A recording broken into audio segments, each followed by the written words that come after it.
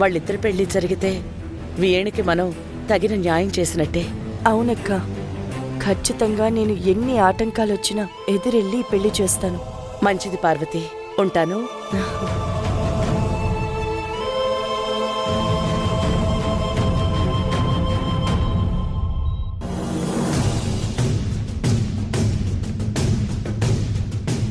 కార్తీక్,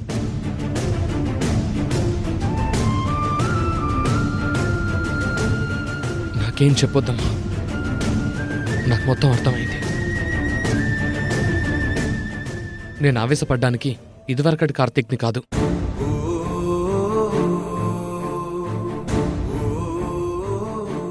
నేనేం ఫీల్ అవ్వటం లేదు, పరిస్థితిని అర్థం చేసుకోగలను.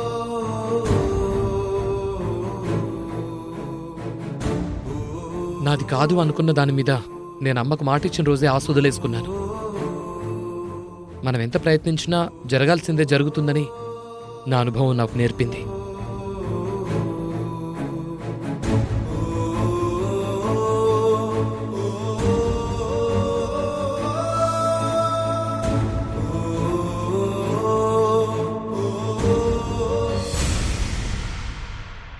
పంతులు గారు, విషయం మీకింతకుముందు ఫోన్లో చెప్పింది. మా వీణా రిషి పెళ్లికి మంచి ముహూర్తం ఎప్పుడుందో చూసి మీ చేతుల మీదుగా ముహూర్తం ఖాయం చేయండి. పంతులు గారు, మంచి ముహూర్తం చూడండి. ఈసారి లేట్ అయినా పర్వాలేదు కానీ పెళ్లి మాత్రం ఆకుండా జరగాలి. అలాగేనండి, దివ్యమైన ముహూర్తం పెడతాను.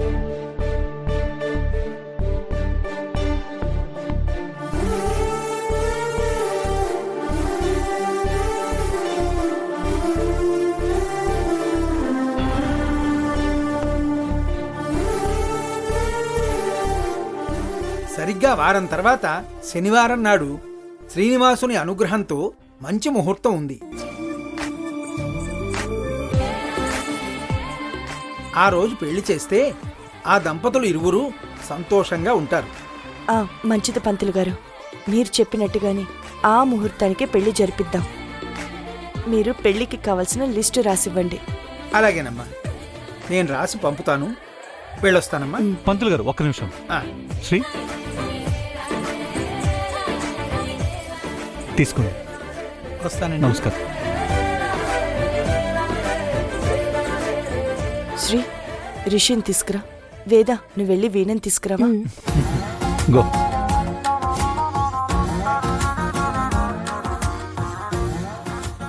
దీని మొహం మండ, ఇది నా కూతుర్ని కాదని ఈ పెళ్లి ఎలా చేస్తుందో, వీణ ఎలా ఈ ఇంటి కోడలవుతుందో చూస్తాను.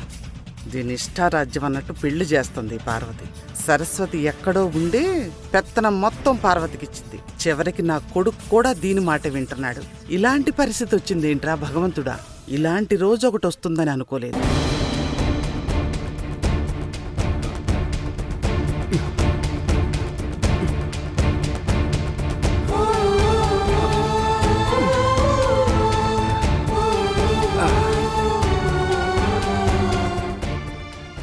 గతం గతహ అన్నారు. తప్పులు చేయని మనిషంటూ ఉండడు.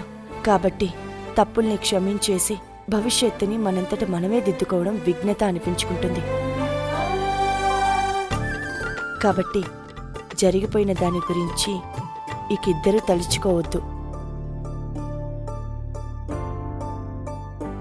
ముందు ముందు మీ జీవితం సంతోషంగా ఉండాలన్నదే మా అందరి కోరిక. అవునంటారా కాదంటారా?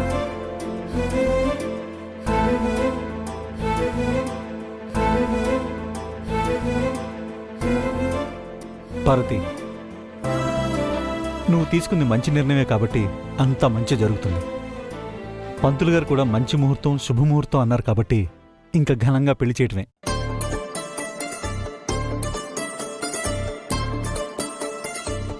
రే, ఇక మీదటైనా బుద్ధిగా ఉండు.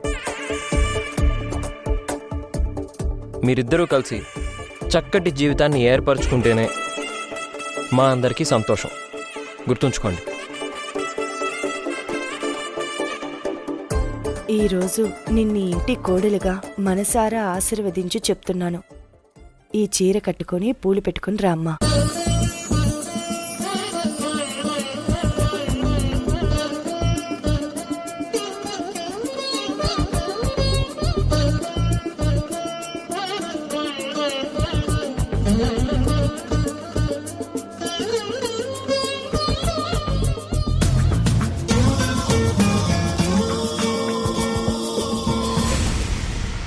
వేద, వీణని తీసుకెళ్ళవా?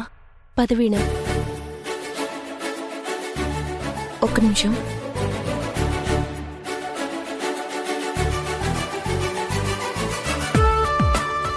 వీణా, కట్టుకోమంటే అక్కడ పెట్టేసేవేంటి? ఆ చీర నేను కట్టుకోను.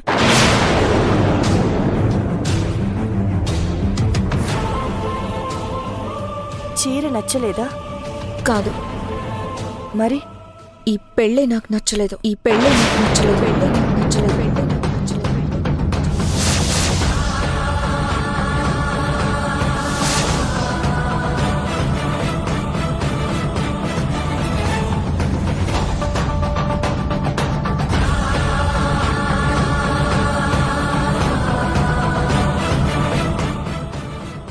అదేంటమ్మా, నీ ముందే ముహూర్తం కూడా పెట్టించాక ఇప్పుడు కాదంటావేంటి? మీ అందరూ మీ పెద్దరికంతో మాకేదో మంచి జరుగుతుందని ఆలోచించి ఈ పెళ్లి జరిపిస్తున్నారు. సంతోషమే. కానీ ఒక్క మాట చెప్పండి, మీలాగే నేను ఉంటానని ఎలా అనుకుంటున్నారు?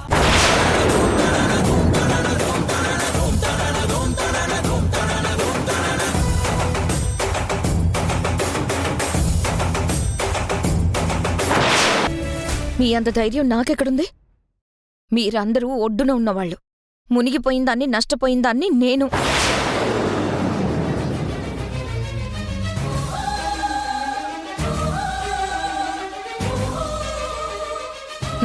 ఈ ఇంట్లో నాకు న్యాయం జరుగుతుందన్న నమ్మకం లేదు. కిడ్నాప్ జరిగిన తర్వాత నాలో రకరకాల భయాలు, అనుమానాలు కూడా మొదలైపోయాయి. అందుకే నా కండిషన్స్ ఒప్పుకుంటేనే ఈ పెళ్లి చేసుకుంటాను.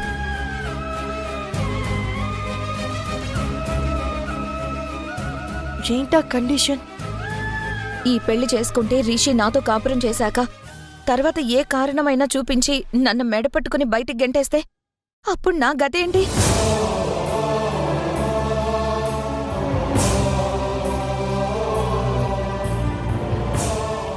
నేనే గంగలోనో దూకాలి. కొన్నాళ్ల పాటు రిషితో కాపురం చేసిన ఆడదానిగా నేను బయటికి వెళ్ళి ఎలా బ్రతకాలి? నాకు అమ్మా, నాన్న ఇద్దరూ లేరు. నా బావ దగ్గరికి వెళ్లే అవకాశం కూడా లేదు. అలాంటప్పుడు నేను ఆత్మహత్య చేసుకోవడం తప్ప మరో మార్గముందా? అలా మాట్లాడతావేంటి వీణా? నీకు మేమందరం ఉన్నాం కదా. అందరూ ఉండగానే కిడ్నాప్ కూడా జరిగింది కదా.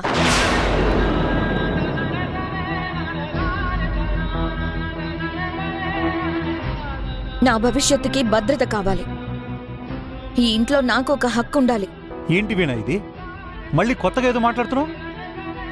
కొత్తగా ఆలోచించాల్సిన పరిస్థితి మీ ఇంట్లోనే నాకేర్పడింది. మీకిద్దరు కొడుకులున్నారు. సో మీ ఇద్దరు కొడుకులే మీకు వారసులు కాబట్టి మీ కోట్ల ఆస్తుల సగభాగాన్ని నా పేరు మీద రాసివ్వాలి. ఇదే నా కండిషన్.